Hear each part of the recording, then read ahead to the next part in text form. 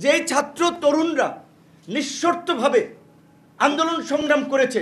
আমরা সাকিব ভাইও বলেছি, একাধিক মিটিংয়ে প্রধান উপদেষ্টাকে বলেছিলাম, এনসিপি বা এই কি বাক্সাস বৈষম্য বিরোধী ছাত্রদের লেন্স দিয়ে আপনি গোটা ছাত্র সমাজকে দেখবেন না।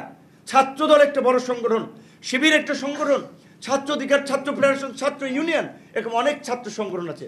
আপনি ডাকেন না সব ছাত্র সংগঠনের নেতাদের একদিন একটু চা খান। আপনি তো বাইরের ইউনিভার্সিটিতে গেলে ফরেনার স্টুডেন্টদের সাথে, ইয়ুথদের সাথে গল্প করেন, সোশ্যাল বিজনেস নিয়ে ইন্টারাকশন করেন, সেমিনার করেন। তো দেশের তরুণদেরকে আপনি একটা দিন ডেকেছেন, শুধু এনসিপির ওই গুটি কয়েক ছেলেদেরকে এম্পাওয়ার করেছেন, আর গোটা ছাত্র সমাজকে আপনি বিচ্ছিন্ন করে দিয়েছেন। ছাত্র সমাজের সাথে প্রতারণা করেছেন, তাদের অবদানের প্রতি আপনি অসম্মান দেখিয়েছেন। এহসান ভাই যেটা বলেছিল যে ছাত্রীকে ফাটল কেন, ফাটল ডক্টর ইউনূস ধরিয়েছে, ফাটল এই সরকার ধরিয়েছে। এনসিপি বা এই বৈষম্য বিরোধী আন্দোলন তার একটা কিংস পার্টি করতে গিয়ে সবাইকে এক্সক্লুড করে দিয়েছে।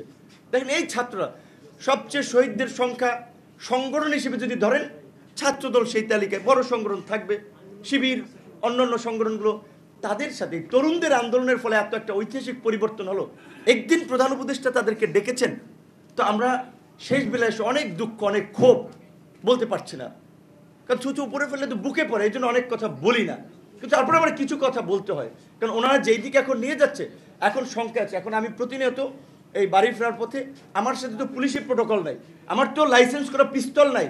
যেভাবে ওই দেখতেছি ট্রেনে বিদেশি পিস্তল আসতেছে, গান পাউডার ঢাকায় ঢুকতেছে, কিংবা বিভিন্ন জায়গায় অগ্নিসংযোগ হচ্ছে, আতঙ্কে থাকে কোন সময় গাড়ির গ্লাসে গুলি করে, কোন সময় কি হয়।